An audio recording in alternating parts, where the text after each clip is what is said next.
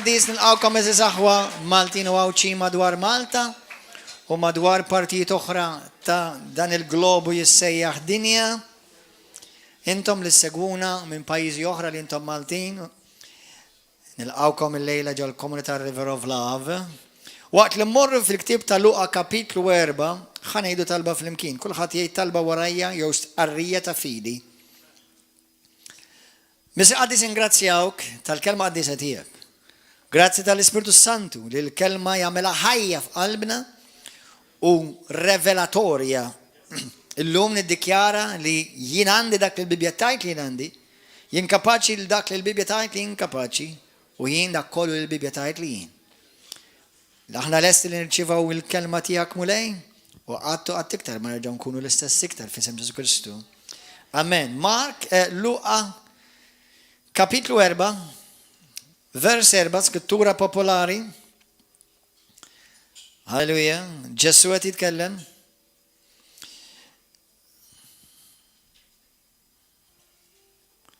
Wieġeb Ġesu, hemm miktub li l-bniedem mhux bil-ħobż biss jgħix, imma f'Mattew kapitlu 4 vers 4 x'jgħid? Mhux bil-ħobż biss jgħix, imma jew iżda b'kull kelma isma'wa li toħroġ. Mhux li ħarġet, li toħroġ minn fom Alla. Jiġifieri kull kelma li kontinwament toħroġ. Mark kapitlu 4. Istra rajna Luqa 4, Mattew 4, issa Mark 4. Mark 4, vers 14. Il-parabola tal-bidwi u tal-żerrija. Tiftakruha din il-parabola? Din l-istess parabola għazzibuha wkoll f'Mattew 13 u f'Luqa 8. Infatti din hija parabola ċafetta jgħidula. Ġesu jgħid jekk ma tifhimx il-parabola ma tistax tifhem il-paraboli l-oħra. Jiġifieri tifhem sew il-parabola. Kont għamilt pritka jekk mhux iktar fuqha, qegħdin fuq il-YouTube mar warawhom. Il-ġimgħa l-oħra jiena tkellimt fuq il-barkiet. Jiena u inti kalamita tal-barkiet. Kulħadd jgħidha warajja. Jiena kalamita tal-barkiet ta' Alla. Amen. I'm a magnet for God's blessings. I'm a magnet of blessings. Dil parabola Ġesu stess jitkellem kif il-bidwi mar jizra, ċertu żerrija waqatlu fuq 4 tipi ta' ground artijiet differenti. U Ġesu jibda jiddiskrivi, ħanaqralkom vers 14 u vers 15 biss.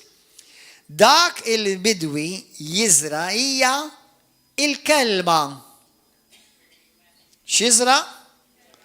Il-kelma. Halleluja. Bl-Ingliż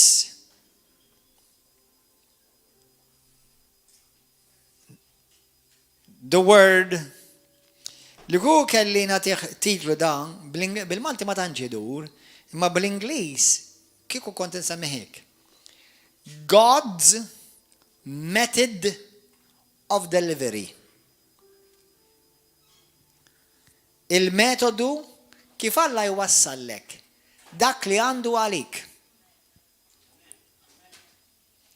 Il-metodu kif Alla jwassallek dak li għandu għalik.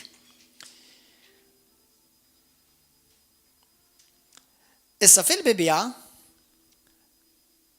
hemm żewġ tipi ta' kelmiet li t-tnejn jiġu tradotti kelma. Nistgħu ngħidu wkoll hemm kelma oħra li minna nieħdu l-kelma grammar. Li hija l-kelma gramma. Però ħajm żewġ kliem partikolari. Waħda jisimha logos. Ġieli smajtu waħdi? L-O-G-O-S, ġie mill-kelma Lego. Ma nafx hekk hux il-lob tal-Lego għandu x'jaqsam miegħu. U l-oħra Playmobil, l-oħra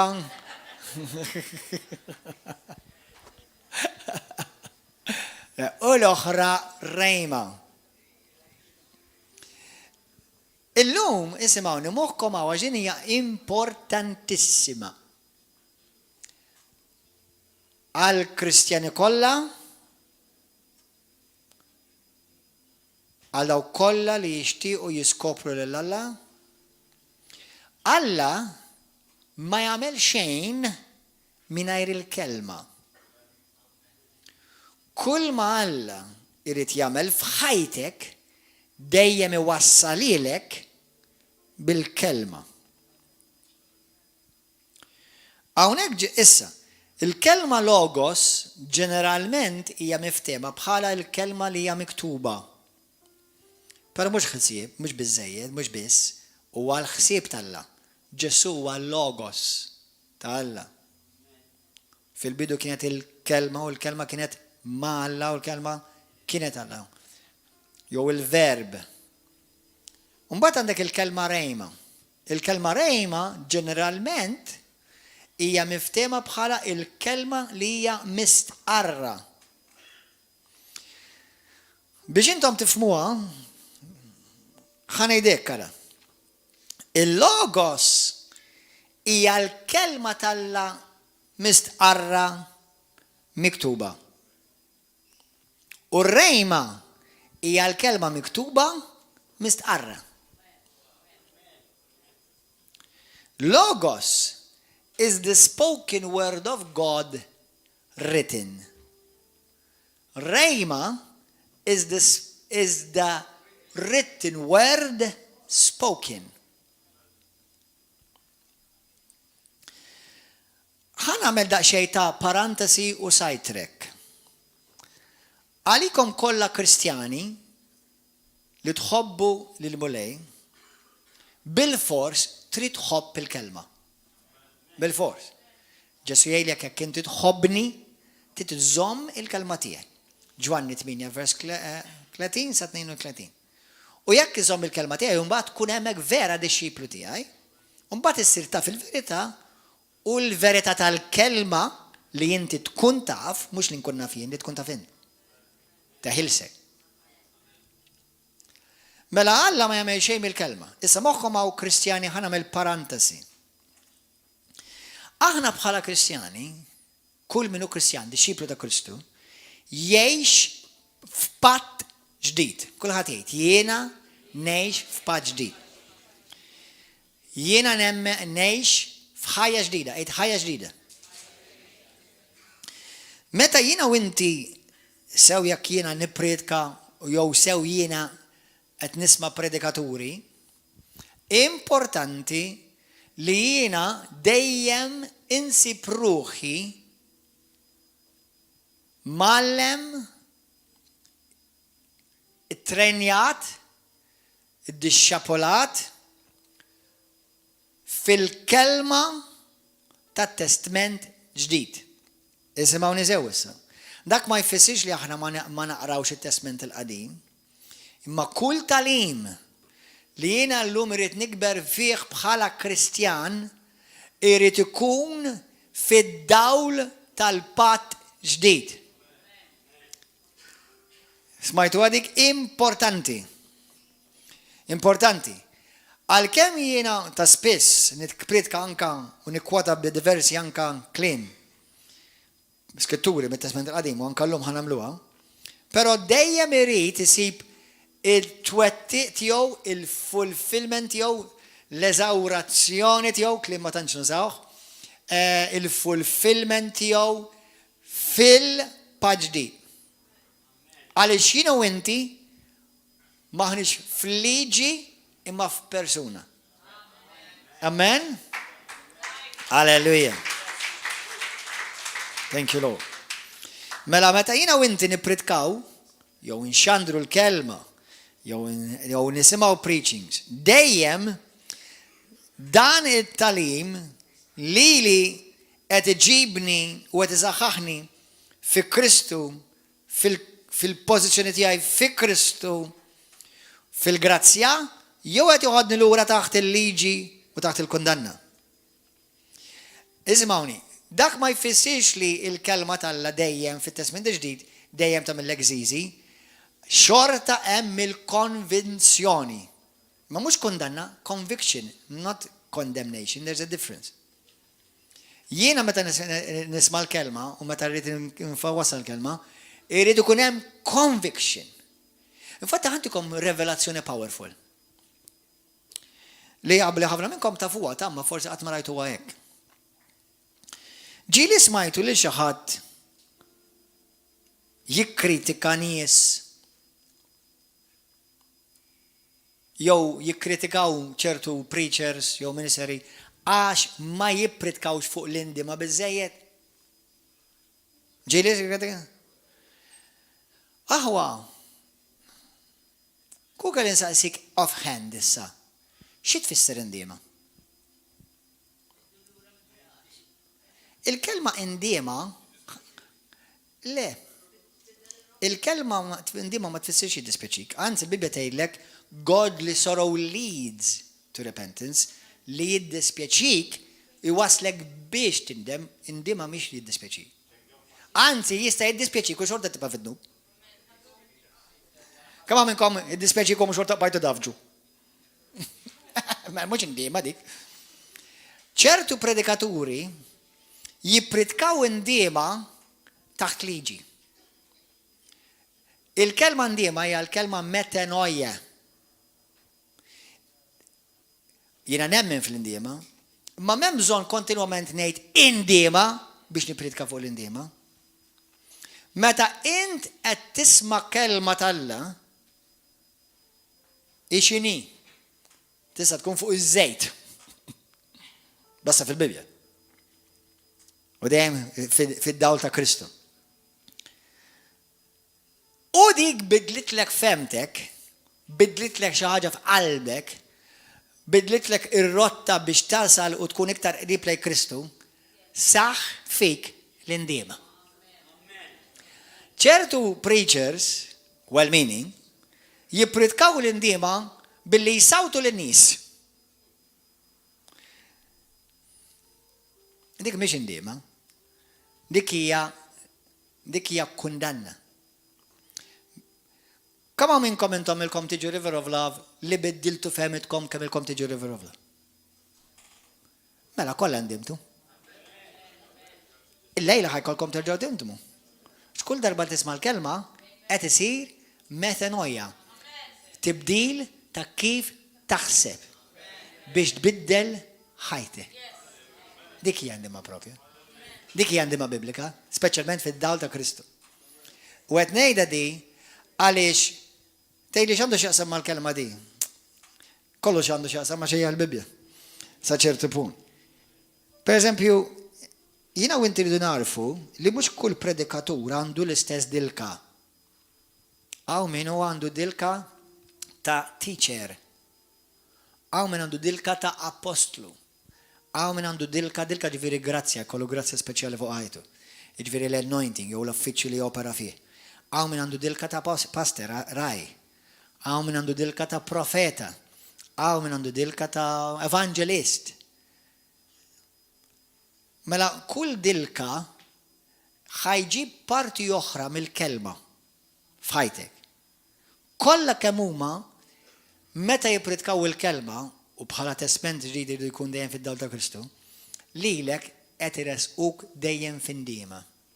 Għax qed ibidlulek femtek biex inti tersaq iktar lej dak li Kristu għandu għalih. Dik hija l-indiema vera. Amen? Din żommuha f'moħħkom għaliex ġieli right preachers isawtu n-nies. X'an aħna issa ma jfissirx għax inti ħassejtek ħażin bil-forsa ħadd sawtek, ovvjament jekk kien qed tifel ngħidlu don't do that għax hija ħażan għalija, dak mhux qed insawtu, ngħidlu qed nagħtek gwejda. Tifhmu? U din hija importanti għalina illum fi Kristu din hija revelazzjoni oħra għalija, illum fi Kristu fil-patt ġdid. Dak kollu li Alla għandu għalik tiġà lest. Fil-weekend li għadda, kemm minnkom smajtu l-baxtijaj tal-weekend li għadda, ma smajtuħx isimgħu.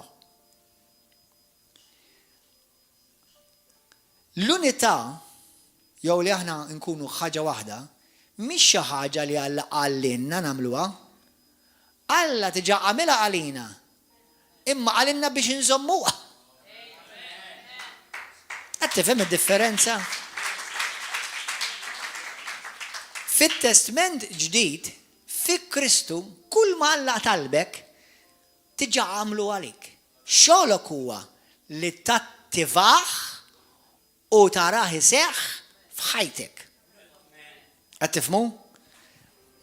Jekk taqbad il-Kristjani kollha kważi ta' kull denominazzjoni li jaqraw u għandhom xi informazzjoni biblika, kulħadd jaf li inti ma tistax taħdem għas-salvazzjoni. Kulħadd jaf li aħna salvati bil-grazzja. Mela int salvat u qed taħdem Filippin 2:13-14 qed taħdem is-salvazzjoni, mhux qed taħdem għas-salvazzjoni. Jekk naqbdu s-suġġett tal-fejqan, ħafna mill-Kristjani jafu li huma salvati imma jaħdmu għal-fejqan. Le, int infejjaq taħdem kontra l-mart.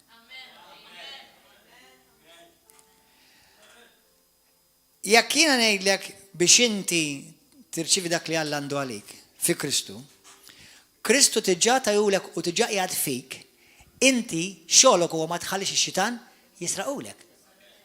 Mhux bil-kontra, inti titmur taħtaf xi ħaġa li x-xitan. Le, tiġġa tiegħek, imma inti iżomm il-bogħod li x-xitan jinkella hold him off li jisraqlek dak li Alla għandu għalik. Il-paċi tiegħek, fejqan tiegħek, il-barkiet tiegħek, is-salvazzjoni tiegħek. Għalhekk Ġesu li x-xitan jgħidlu li huwa ħallil għax jiġi jisraq dak li diġà huwa tiegħek. Mela jiena mhux qed nipprova nsalva, fi Kristu jien salvat. Mhux qed nipprova niġġieled biex infiq, jien fi Kristu nfejjaq qed niġġieled il-mart. Jekk jiena għandi konfużjoni, m'għandix kwiet, m'għandix paċi, il-paċi niftakar li Kristu huwa l-paċi tiegħi. Mela jiena rrid niġġieled dak li qed jipprova jisraqli il-paċi. Allura inti fit-Testament ġdid, fil-paċ ġdid, dejjem qed topera li inti diġà wasalt fi Kristu u ma tħallix ix-xitan jerġa' jiġbdek lura taħt il-kundanna tiegħu. Issa, għaqta kif ħajsraqulek dan ix-xitan. Mark 4. Vers 14. Dak li l-bidwi jizra il-kelma.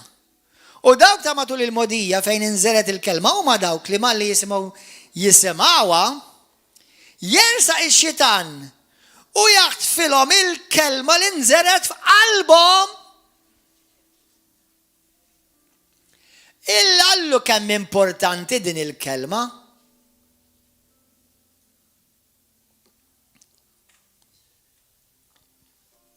Ix-xitan kemm hawn di darba ta' xi ħadd, qed ta' xi kultant ikun darba tilkom ukoll hawnhekk, ma nafx minnkom tiftakruha. Nawil. Ħaniġi nisraqlek dik il-baqra li għandek. Għaliex? Għax m'għandekx jew? Ma nistax nisraqelu. Għax m'għandux baqra. Qasaq il-mixja li niżel, right. Mela biex ix-xitan jiġi prova jiġi jisraqlek xi ħaġa. Diġà qed jgħidlek, diġà qed għandek. Halleluja! Gloria l-mulej! Darba ħabib tiegħi ħansemmih, għax fil-ġid ħansemmih, Glenn. Għalli brother, għalli pastor insomma jgħidli. Għalli pastor, għalli x-xitan dejjem jiġi bħal ħallil qatt ma jmur ġo dar vojta, dejjem imur jipprova jidħol fejn hemm x'għandu x'jisraq. U l-ewwel jistudjak, l-ewwel jara x'għandek, u mbagħad jipprova jsib mod kif jidħol u jaħtaflek dak li diġà għandek. Aħwa jekk intom taqbduha di, il-Kristjaneżmu tagħkom illejla ħajjiġi trasformat. Għax ħafna mill-Kristjani, inkluż anka jien, ġieli waqajna fit-tentazzjoni li kważi xi kultant nibda nħossni jisni nerġa' nabda mill-bidu. Mhux vera giddib, id-demonju giddib. Jisni tlif ħaġa, le ma tlif ċaħda għandek, ma ketx id-demonju l-barra. Ketx id-dubju l-barra. Ketx il-mart il-barra. Ketx il-depression il-barra. Ketx il-biża l-barra. Għax dawn huma affarijiet li xidan jisraq biex jiġi biex jisraqlek dak li diġà huwa tiegħek li inti rċevejt meta rċevejt il-logos, il-kelma qaddisa tal-Alla. Halleluja. Amen.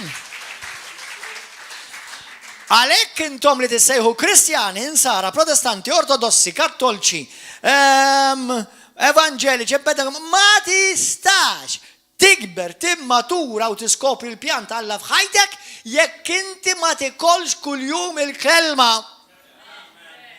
Issa għal dawk li jgħidu li jina nikola l-kelma, jina naqra l-Bibja, ġestin walla. Mux bizzejed lanqas. Tajjeb, pero mux bizzejed lanqas. Għalix il-kelma, bħalma ħafna minnkom tafu, mela xidan jiġi jisraqlek il-kelma. Issa intom, ħafna minnkom naħseb kollha kemm minnkom għandkom Bibja. Jekk ma tkomx Bibja d-dar illum iġġorruha magħkom fuq l-smartphone. Mela Bibja llum mhijiex nuqqas ta' aċċess, jiġifieri faċilment taċċessa Bibja llum anytime. F'kull lingwa li trid fid-dinja. Sewwa, mela mhux problema x'm'għandix Bibja ta' għax għadni il-Bibja tista' downloadja mal-ewwel f'5 minuti tkun fuq telefon. Tifhem? 5 minuti x'qed ngħid, laqas 5 minuti 20 sekonda forsi. Sewwa, u b'xejn, u b'kull verżjoni. Aqbad il-U-version, għandek il-verżjoni kollha b'xejn. Xi ħadd ħallas għalihom ħaniedu kifini. Imma b'xejn, huwa joffruha b'xejn. U jafdaw illa biex ovvjament Alla jipprovdi lilhom ukoll. Amen. Imma il-biċċa xogħol hija di li mela aħna m'hemmx nuqqas ta' aċċess għall-kelma. Imma il-kelma ma tiġix dak li Alla għandu għalik, prinċipalment ma jiġix minn dak li taqra, imma believe it minn dak li tisma. Importanti di għal dawk il-Kristjani li jgħidu jiena nħobb naqra l-kelma ta' u naf xi wħud minnkom le passa jiena laqqas nitlef waħda mill-preachings tiegħek. Aqqas dik mhux biżejjed. Kemm hawn minnkom tagħtu xhieda llum b'onestà u sinċerità b'qalbek li hemm differenza bejn meta tisma' l-kelma fuq YouTube jew Facebook u tiġi hawnhekk u tkun taħt il-kelma. 100%! Alla ma ħaraqx il-Knisja biex inti toqgħod iċċiċċi bil-qiegħda fuq is-sofan id-dar. Wieħed mill-mentors tiegħi li jiena poġġejt taħtu darba kien hemm wara u kellha tifla ta' xi madwar 13 sena. U d-tifla kienet kellha mankament serju. Kienet tidrulja bil-bżieq, kienet isa waħda hekk, mentally handicap. U di ġiet ġabet għall-Knisja ovvjament. U dal-Ministru tal-Alla għalla tħabbix ħasek għalla kull marrid minn għandek hija biss. Ġib il-bintek u poġġija taħt il-kelma. Finqas minn sena, dik it-tifla li t-tobba u l-professuri qalu la di mentali, di moħlija, di spiċċuta u di m'hemmx futur għaliha, ġiet normali, saret mara tal-Alla miżżewġa bil-Ministeru.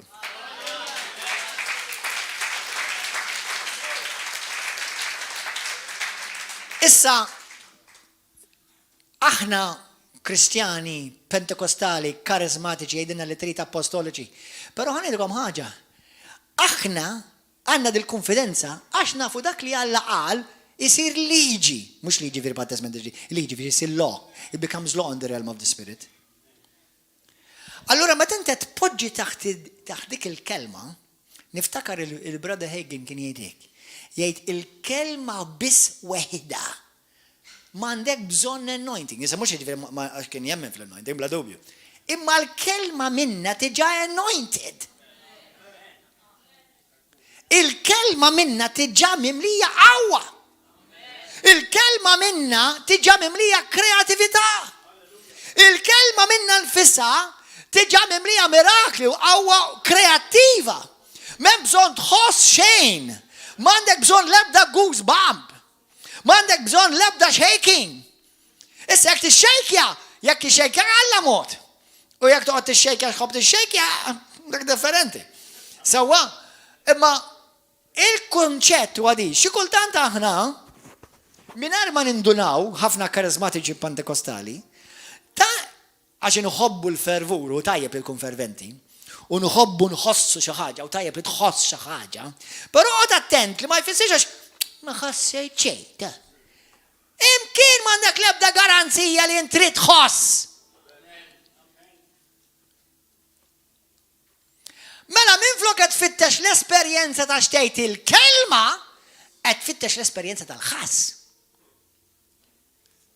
U għajt taħt xi ħaġa oħra, tradizzjoni tal-esperjenzi. Tiftakru f'Mattew f'Mark 7. F'Mark 7, vers 13, Ġesu jgħid lir-reliġjużi, permezz ta' tradizzjonijiet tagħkom, intom ġibtu l-kelma tal-Alla fix-xejn. Senna, jiena u inti forsi m'għandniex it-tradizzjonijiet li konna fihom f'ħafna minna meta konna fir-reliġjon ta' Ruma, b'kull rispett.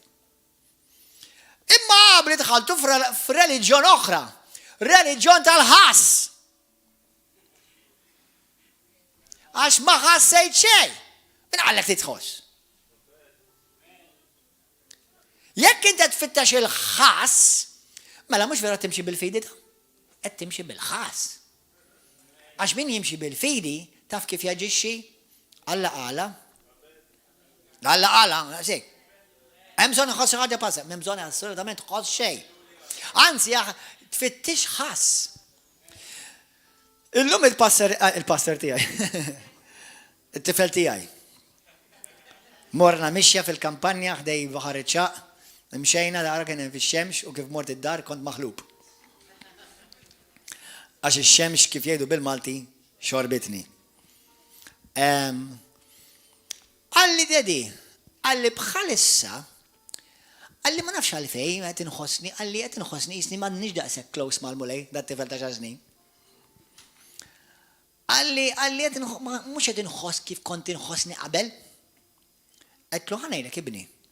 Issa-du jgħamil l-istess ħagġa ta' iqatta letteralment madwar sija jew 3 sigħat kull-jum, jaqra l-Bibja, jara l-preachings, jara videos kull-jum. U Ġosea l-istess. Imma li Mikajas għalli ħaġa, għalli pastor, dedi. Għalli, mux għet nħosni l-istess. Għalli tejtax forsi d-bet mill-mulej. Għetlu le. Għetlu dak għalix il-mulej għet jaddik minn żmien biex ma toqgħodx tirrelajja fuq il-ħass. Imma tirrelajja biss fuq xtejt il-kelma.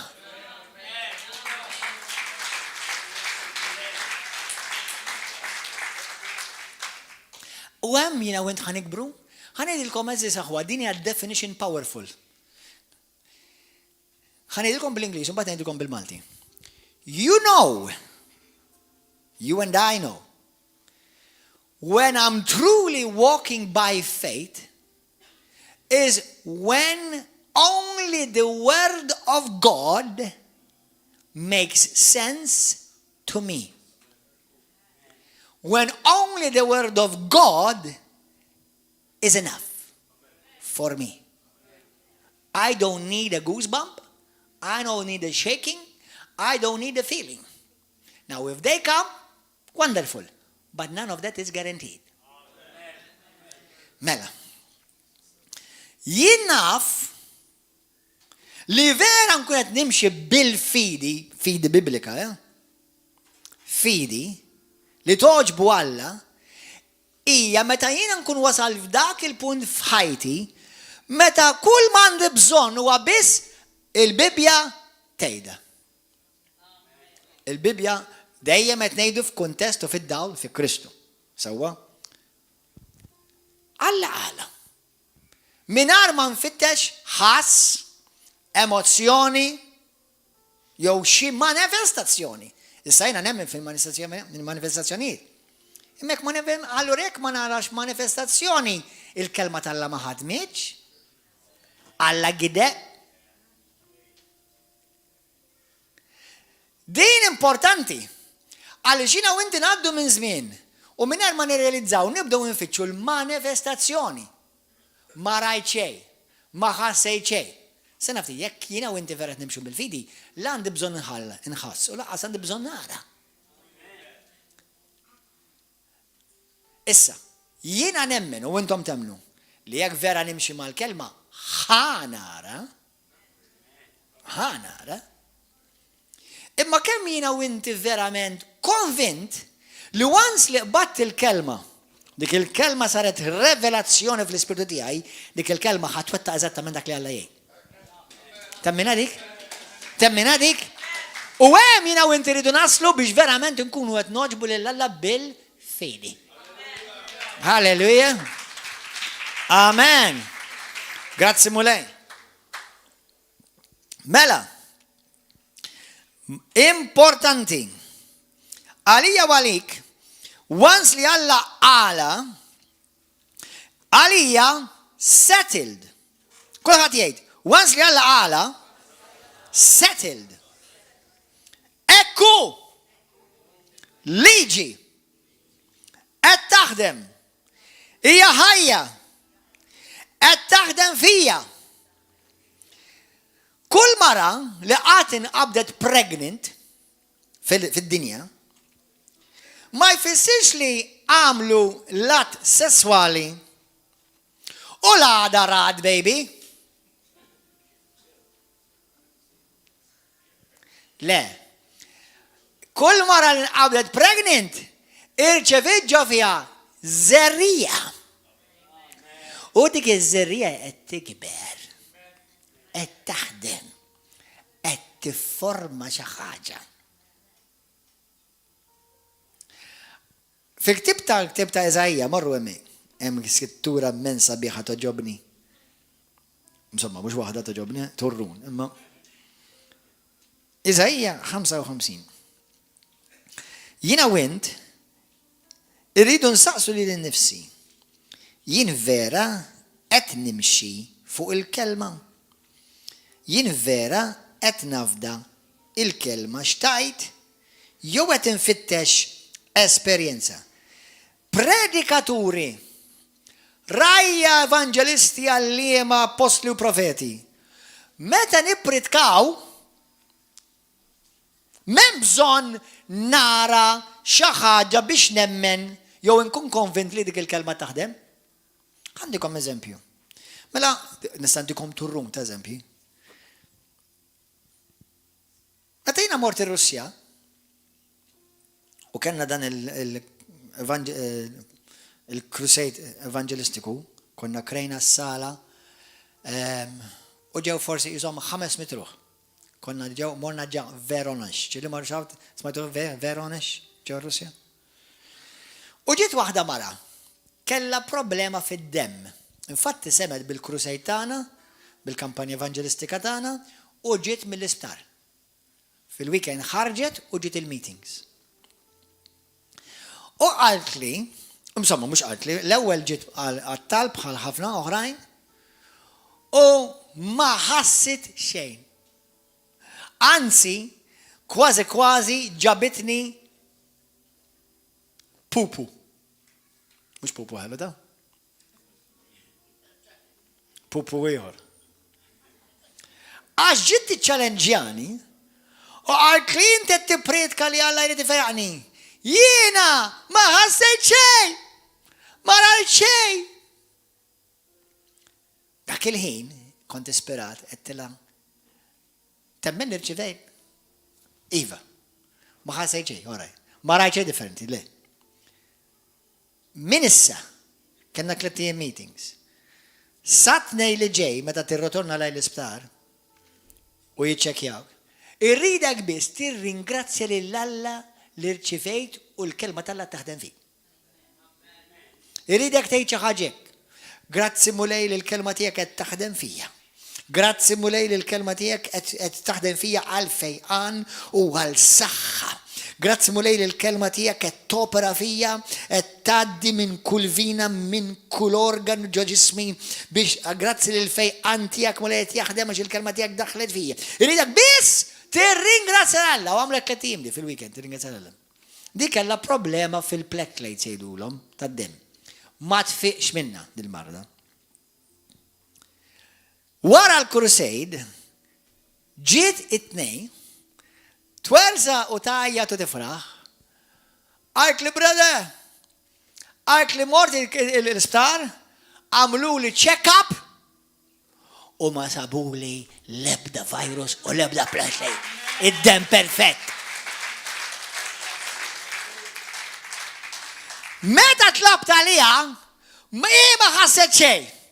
Jien ma ħasset xej, imma l-kelma talla xorta bdiet taħdem ġewwa fija. Halleluja. Aħwa dan huwa talim li huwa revoluzzjonarju għalik. Għaliex ix-xitan irid jisraqlek ir-riżultat tal-kelma talla billi inti f'daqqa waħda naħseb għal xejn ta' naħseb ma żamanix Alla, naħseb xejn ma ġara għax ma ħassejt xejn. Liema skrittura twedek li l-mument li Alla wedek xi ħaġa jekk tħossha tiġri. U għejan nkunu onesti. This is not judgment day. U mux miex nikkondanna l-ħadd. Kemm minnkom għamiltu għadi?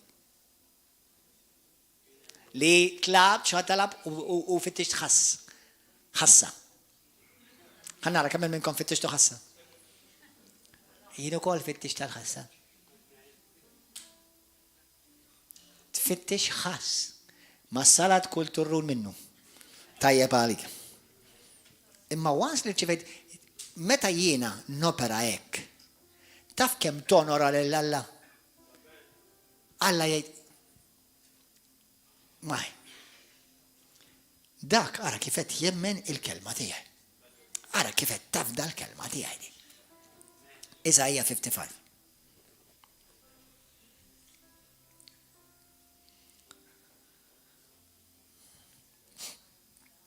Halleluja. Vers 8. Femiet tiegħi mhumiex femietkom. U triqat tiegħi mhumiex triqatkom, vers 8, oraklu tal-mulejn. Għax daqs kemm huma ola smewwit mill-art, daqshekk ieħor huma triqat il fuq minn triqatkom u l-femiet tiegħi mill-femiet tagħkom, bħalma x-xita u s-silġ jinżlu mis-smewwiet u ma jerġgħux lura mimnejn ġew bla ma jisaqqu l-art, imma jġeluha tnissel u timbet u tagħti iż-żarrija lil min jiżra u l-ħobż lil min jiekol. Hekk ukoll jiġri minn kelmti. Toħroġ minn fommi. Fil-parantesi, int ma tarajiex. Imma int li tara, imma l-kelma li toħroġ minn fommi, li jiena u inti ma narawiex il-kelma, ma terġax lura anta l-lavojta, imma tagħmel u hija twettaq dak li toġob lili u temm dak li jien inkun batta biex tagħmel. Mela l-fidi tiegħi mhijiex fil-ħass u laqqas fil-gas. Il-fidi tiegħi hija il-kelma tal-Alla ħarġet. Il-kelma tal-Alla daħlet. Il-kelma tal-Alla qed taħdem u dak li daħlet ġofija biex tagħmel qed twettaq u qed taħdem waqt li qed nara xejn. Halleluja. Amen. U ħafna nies ifiqu hekk. Ħafna nies jinħelsu hekk. Fil-teoloġija hemm ħafna prinċipji, ma ħanidilkom daw it-tip ta' prinċipji. Hemm dak li jgħidulu inkontru mal-qawwa tal-Alla jew inkontru mal-verità tal-Alla. Issa, li btaħseb li huwa l-iktar importanti? Power encounter or truth encounter? Power encounter moħħkom hawn. It-tnejn importanti u sa ċertu punt it-tnejn huma ndaqs. Imma fil-kuntest li qed ngħidilkom, sa ċertu punt jekk jiena nfittex inkontru ta' qawwa, intom tafu l-qawwa mhux dejjem tħossha l-istess. Daqqa tħoss qawwa ta' barra minn hawn u daqqa tgħid ma ħassejt xejn. Hawn xi ħadd. Sewa? Truth encounter always works.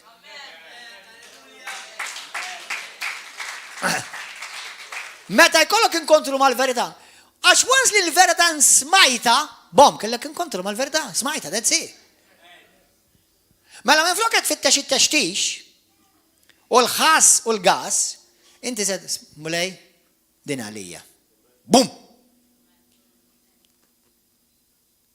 Il-passari lejla minni pregnant. X'għamel? Ja pastas, fejt mor Krisja int. Infatti kollha kemm minna sirna, kollha kemm aħna li konnem, kollha kemm minna pregnant mamma mija. Xaru kaza. Aħna kollha sirna pregnant bil-kelma ta' Alla, hallelujah. Thank you Jesus. Amen. Hallelujah. Int pregnant bil-kelma ta' Alla. Meta tisma' l-kelma, qed fittex il-ħass, jew qed grazzi mulejta din il-kelma. ċevejta. U tibda l-indima. Tibda il-ħsieb jinbidel. Tibda it-trasformazzjoni. Gloria al mulej. Hallelujah. Amen. Il-pjan Alla iseħ bil-kelma Alla. Il-pjan li Alla għandu għalik, taf kif għad irċivija? Bil-kelma Alla. Is-saltna Alla f'Mattew kapitlu 13 vers 19 jgħid li jiena niżra jew aħna nxandru l-kelma tas-saltna. Jekk trid is-saltna topera f'ħajtek, trid tpoġġilek nifsek taħt il-kelma. Pereżempju lejla jien il-kelma qed inħossa. Qed inħoss l-anointing fuq din il-kelma. Jien qed inħossu. Però l-gum mhux qed inħossu. Ma jbiddel xejn minn dak li tnejn. Għax xi kultant nħoss xi ħaġa, xi kultant inħoss preżenza madwari. Xi kultant inħoss qisu xi anġlu laqatni. Mid-dera ma ranix u baqgħet ħeġovija, ma nafx għadda mhux.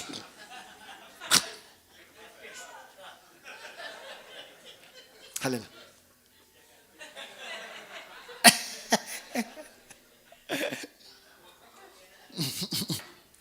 Amen. Grazzi mulej. Il-kelma Alla hija rrida Alla. Jekk tkun taf ir-rida Alla l-ħajtek, aqbad dik il-kelma u kula ismaħħa. Kemm il-darbejna smajt preaching u nirċievi viżjoni. Ġifieri viżjoni mhux ġifieri nibda nara l-anġli da. Ġifieri viżjoni nibda, wow. Yes, Lord, I want to do that. Alla qablina tinkelmek fuq is-siġar u inti tibda tara balejn dak li. Il-kelma Alla isterjatek. Ditlek xi ħaġa ġofik biex qed tifhmu xi ħaġa? Alleluja. Il-kelma Salmi 103 vers 20. Xtajt? U bagħad il-kelma u bil-kelma fejjaqhom. Issa nistgħu ngħidu profetikament għal Ġesu, għal Ġesu għal kelma li Alla bad. Imma mhux hekk biss, kemm il-darba nisimgħu il-Ġesu u b'kelma waħda Ġesu fejjaqhom. B'kelma waħda fejqu. Tala fuqu, għamillu żejt. Xi kultant eżis Kristjani li tagħmel żejt ma fiha xejn. Li tpoġġi jdejk ma fiha xejn. Anzi, huma bibliċi, anzi għamilhom. Imma kemm il-darba xi kultant ħantikom ħsieb li tpoġġi jdejk tajjeb. Għamilha, dik Ġesu kmanda li l-Kristjani jagħmluha kollha, morru xandu l-Vanġelu madeni kollha, kull min jemmen meta salva ma jemmenix jiġi kondannatu dawn sinjali li jsegwu dak kollha li jagħmlu, l-ewwel jitkellmu biżna ġodda jkeċċu xjati nipendu dejjem fuq il-morda u jafiqu. Alleluja, praise God. Mela, kulħadd li jippredka għandu dritt minn Kristu imetti deħ fuq il-morda u jfiq. Però xi ngħidu li kieku qabli jiena wint jien u int, ġifieri mhux ġast intom, inkluż jien bħala pastor, ministru minu. Qabli tant qed nafdaj fit-qejjid ta' dejja x'qed inmiss xi ħaġa tinħoss xi ħaġa. Li nsejt li l-fidi mhux fit-qejjid imma fil-kelma. Għax jekk qiegħed mingħajr il-kelma mistqarra mitkelma, l-kelma l-Vanġelu, l-Vanġelu tas-Saltna, l-kelma li tiġi permess tal-kelma mxandra, l-Vanġelu tas-Saltna li tiġi permess tal-kelma mxandra. Mingħajr il-kelma tal-fejqan, u nuk li nista' npoġġi jdejja u saqajja kollha fuqek għaxad fi. Mela mhux għax inpoġġi jdejja imma hemm il-kelma taħdem u l-mulej għal min anka għal min għandu fidi dajfa, anka min mandu fidi xejn. Għamel l-ek sempliċi, użat ejta l-idej. Ma xinajdu li kikun ejdlek, per eżempju, fissem Ġesu Kristu, dak l-ġeħli, irċiv il-fejqan s-stess. Mendiċ ħadit fuq il-pastor. Kemm il-darba jgħidu jeli di? Fejn għandhom il-fidi? Fil-ħas. Misni pastor. Okay, safiet. Għalix ma nitrasferjawx il-fidi fil-kelma għalla. Nirċivija. Thank you. Thank you, Pastor. You said it. I agreed. It's done now. In Jesus' name. Issa senati, ħalli għamenu tafti. You have to do it by revelation. Otherwise, you're just parroting. Mela jekk jien għantik kelma mill-kelma, immedita, irċivija bil-fidi fl-ispirtu tijak. U mux l-ewwel darba, anzi ħafna drabi. Ġili t-testjak li nifsi, fejn nitlob fuq nies mingħajr ma missom kull ma jidilhom il-kelma biss. I just speak the word. Ħalli jiena nikber, nittrenja li nifsi, il-fidi tkun fil-kelma. Mux għax missejtek. U għal dawk li jibżaw mis-social distance, għas għandek bżon tista' tkun minn distanza mill-Awstralja. Jekk għandek il-fidi fil-kelma li ġiet mitkelma minn Alla, għax il-kelma li toħroġ minn fom Alla mhix ħadd irritorna lura lejh vojta.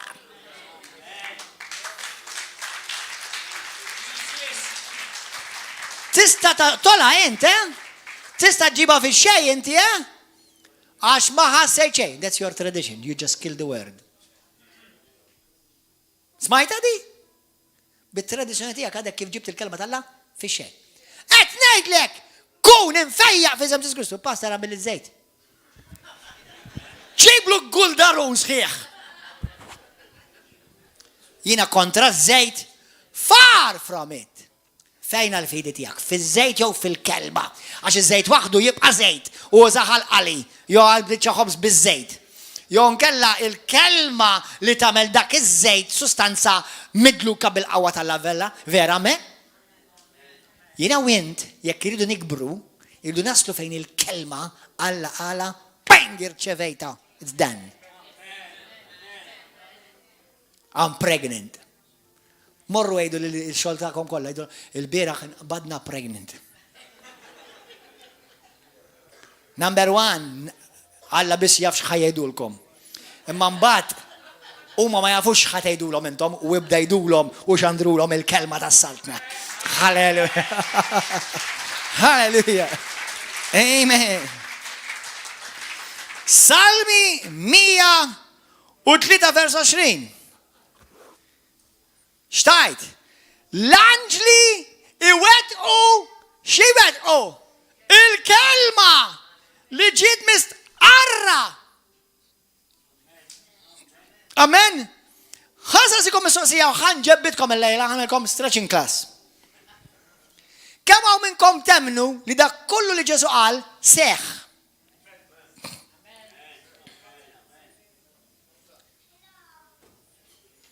Think. And if you don't think, you sink. Think. Li kieku jiena u inti namlu deċiżjoni tan drastika l-lejla li minn fommi ma joħroġ xejn ħlief.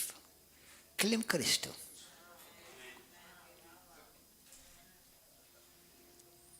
Xejn iktar ħlief kliem Kristu.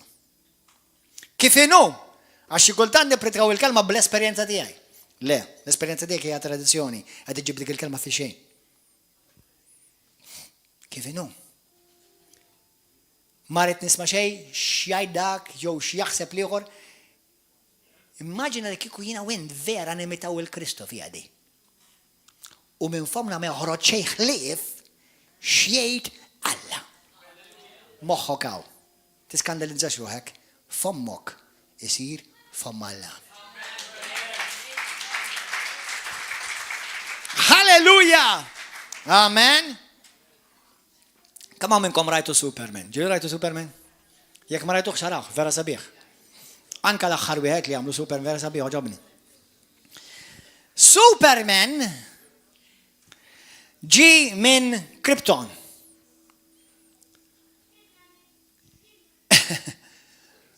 Omu missieru poġġew ġe kapsula, ġo jisam bajda kbira. Xejdulu? Pod, thank you. Pod. Il-prem, il-pushcher ta' Krypton. U dan batuħ fuq id-dinja. U ġo dan il-pod, din il-bajda, dan il-kapsula, kienem daw il-għawiet potenzi sopra umani kolla. Every word of God delivered to you is impregnated with supernatural power. Kull kelma li inti smajt il-lejla hija mimlija kapsulata bil-qawwa. X'għandek bżonn il-kelma tagħmel fik? Fejqan, ħelsien, paċi, restawrazzjoni. Kull kelma li Alla jgħid hija mimlija b'qawwa kreattiva. Mhux ta' b'xejn ix-xitan jiġi jisraq il-kelma. Għax jekk jisraqlek il-kelma, jisraqlek il-fejqan. Jekk jisraqlek il-kelma, jisraqlek il-prosperità. Jekk jisraqlek il-kelma, jisraqlek il-paċi. Jekk jisraqlek il-kelma, jisraqlek il-ħelsien. Kemm importanti l-kelma. Morru fi ktib tal-Lut. Qed tieħdu pjaċir.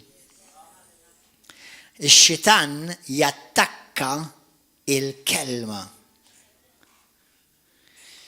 Ix-xitan jiġi biex jisraq il-kelma. Mhux biss il-kelma li hemm miktuba fuq il-Bibja tiegħek, imma l-kelma ġiet mistqarra minn fommok.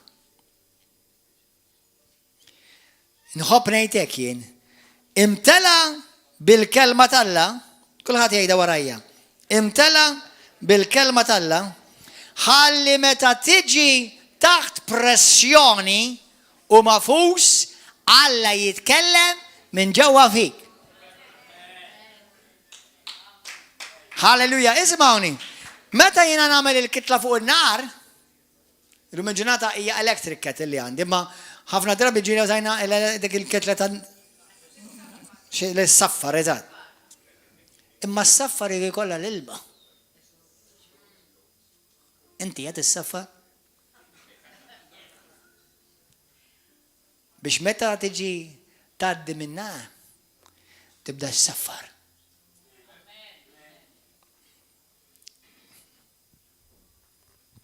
Gloria l-mulej.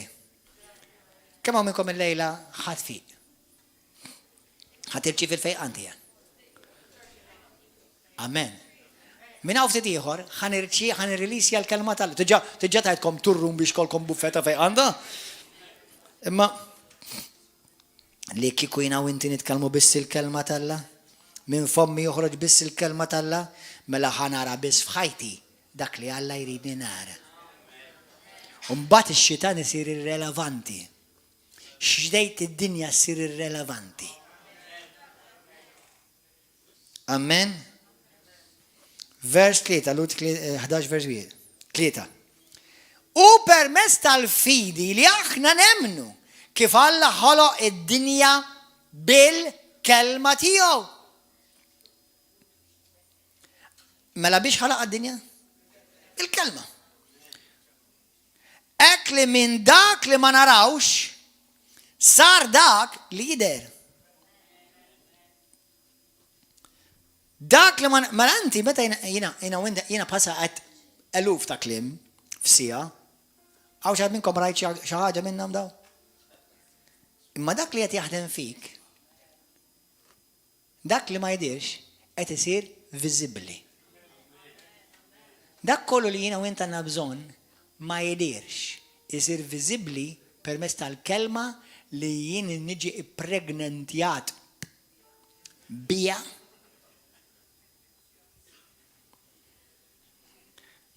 By the way, ħanoħroġ dizzjonarju skont Gordon John Manxie. Biex kelmet il-Malti mawweġ.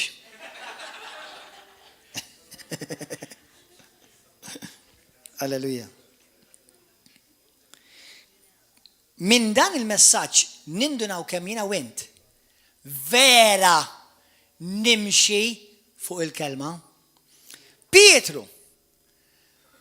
Mulej, mallem, jekk inti dak li men barra, jekk inti għajd li niġi. Fuq ix menxa Pietru? Fuq il-kelma. Taf li l-ilma ma tbiddilx. ħafna minna naħsbuh li dagħmel xi mixja hekk ta' hekk. Hallelujah, I'm singing in the rain. Just le, da was public li għamelek kara. Mal wave. U miexi, tinsix il-Bibja tgħidlek li il-waves, il-mewġ ma waqafx, imma da mexa fuqu. Kif mexa fuqu? Għax qabad il-kelma. Ma qallu, imma l-Lord ma tinħoss xejn ta' tini ħassa. Epa fid-dajsa.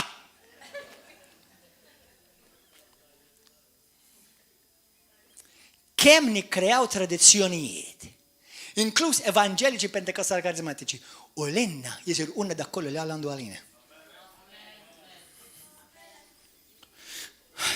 Halleluja. Kull ma tirċivi int, tirċivih minn Alla, jiġi permess tal-kelma, kapsula tal-kalma tal-Alla. God's pill.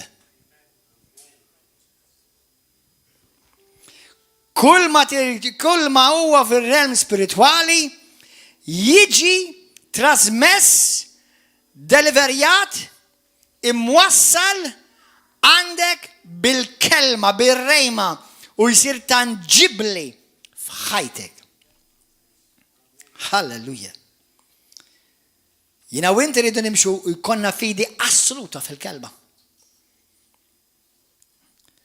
Lut, fejtilkom biex imorru. Għana ġanejda. U permess tal-fidi li aħna nemnu kif Alla ħoloq id-dinja bil-kelma tiegħu. Morru f'Romani 10 malaj. Romani 10. Romani 10, ħana għaraħħom malaj daw bis. Vers 8 jismawa. Kemm hawn minnkom li intom salvati? Hawn xi ħadd salvata hawn il-lejla? Kif taf? Mela taf dal-kelma fejn trid. Tara! Għax savejna fina ħadd minnkom ma mortu l-ġenna fil-każ kif mort għid li enerġija, għid li taħ ħamur viżit. Mela tafu li intom salvati. Tafu li intom ħatmorru l-ġenna meta tinżaw minn dan il-bniedem u ma rajtu xejn jafdajtu biss xemm miktub. Amen. Il-kelma. Imma xi tajt il-kelma l-iskrittura. Il-kelma daħdejk f'ommok u fejn? Qalbek mhux fl-organu ta' fl-ispirtu tiegħek. Ġifieri il-kelma tal-fidi aħna nxandru għax jekk inti tistqar f'ommok Ġesu l-mulej Ġesu ġar il-mart kollu tiegħi. Permezz tal-ġrieħi tiegħu jien infejjaq. Li Ġesu ma tani spiritu ta' biża, imma spiritu ta' qawwa mħabba u disciplina. U li dak l-istess spiritu li qajjem Ġesu Kristu mill-imwiet jammar fija. Jekk nistqar dan f'ommi u dan jinnemnu minn qalbi, Alla jwettaq dak li jiena nemmen u nistqar. Jien insalva. Amen. Ħan ispiċċa bl-aħħar skrittura. Ħattu pjaċir? Men, glorja lilek Ġesu. It-tieni Korintin kapitlu 4. Ma ġejtux għal ġej lejla żgur. Xej ħad uħorġu pregnant minna. Hallelujah. Amen. Thank you, Jesus. Tieni Korintin.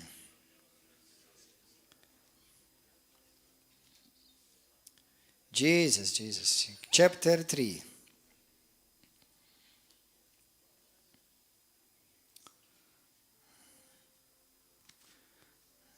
Chapter 3 or chapter kapitlu 4 naħseb. 4:13 iva. Isemawa. Imma billi għanna l-istess spiritu ta' fidi, l-istess spiritu ta' min? Ta' min? Ta' Mosè? Għanna l-istess spiritu ta' fidi ta' Ġesu. Dawk li opri li għamiltin tamlu għamentom u kol, u iktar tamlu. Imma biex tamen dak li għamil Ġesu, in-nota kif tkellem Ġesu. Xi tkellem Ġesu? Dak li sema biss il-missieru jaj. Amen. Imma billi aħna għanna l-istess spiritu ta' fidi u li fuq miktub emmint u għalhekk tkellimt. Aħna wkoll kollha kemm aħna ta' River of Love emminna. U kif ħassejna xi ħaġa irċevejna. Kif emmint tkellimt. Mela jina jitkellem skont ma nemmen xtajt li hemm miktub. Dik hija l-kelma tal-fidi. Dik hija l-kelma li titrasforma lek ħajtek. Amen. Ummu bil-fqa. Gloria al-Mele. Ħattu pjaċir? Thank you, Jesus. ħafna. Għaw ġaħat il-lum għall-ewwel darba jgħid li pastajina nixtieq insalva nagħti ħajti lil Ġesu Kristu. Għaw ġaħat il-lejla tixtieq tagħti ħajtek il-Kristu għall-ewwel darba olli jdejk. Nubidek jiġu maħfura, titwilet minn ġdid olli jdejk. Jekk inti forsi għal-qas għad tmut u m'intix ċert li inti tmur il-ġenna. Mingħajr Kristu tmur dritt l-infern. Għaw ġaħat tixtieq insalva. Olli jdejk. One, min iktar. Halleluja, min iktar. Nej, min iktar. Għadaw kollu li taraw YouTube u Facebook u televizjoni, għajdi talba warra minn qalbek. Jekk trid, is-salva. Għajda minn qalbek, poġġi jdek fuq qalbek u għajdi warajje. Għajdu missi għadis, grazzi tal-kelma tija. Nemmen il-kelma tija. Ġesu Kristu għal-kelma tal-la. Il-kelma li ġiet minn Alla li kien mill-bidu u sar bnidem. Illum nemmen b'qalbi kollha li Ġesu huwa s-sit tiegħi, il-mulej tiegħi u s-salvatur tiegħi. Nemmen li Ġesu miet fuq is-salib. U fuq is-salib ġar fuq il-mart kollu tiegħi. Id-dnub kollu tiegħi. U ħa posti. Ġesu hija f'qalbi. Poġġi fuq it-tron ta' ħajti. Tittejda minn fommok. Poġġi fuq it-tron ta' ħajti. Salvani. Nindem minn nubieti. Nindem u ndur mill-ħajja tal-passat għal ħajja ġdida fi Kristu. Grazzi mulej tal-li salvajtni. Firt li nubieti kollha u tajni l-ħajja ta' dejjem. Nagħti glorja u tifħi fisem Ġesu Kristu Missija. Amen. Jekk inti għaddik it-talba, jekk inti mint dak il-kliem, illumint dak li Alla għalint salvat, maħfur, imwilet miġdid. Issa, kompli jaqra l-kelma, kompli studja l-Bibja, kompli xirek ja River of Love, ħatikber fil-kelma tal-la, u kompli tkellem għal-mulem minn qalbek u faħru kull-jum. Pija, ħanid it-talba ma'kom issa kollha, dak kolli għandkom bżonn miraklu f'ħajtek. lesti tirċiv il-miraklu tijak, il-fejqan tijak, il-ħelsin tijak. Ejda, aħwa jina għadem kif għamilt sija. Nejdilkom fuq li temmen u tittejt. Tittejt xqalalla, mux taħseb int, xinkella tara dak li taħseb int. Mela, ejdu għaxet nara minnkom fomkom għalu. Ejda talba waraja, missi għadis. Nikkonsagra fommi u nikkonsagra qalbi. Biex minn qalbi u minn fommi ma joħroġ xej ħlief il-kelma qaddisa tiegħek.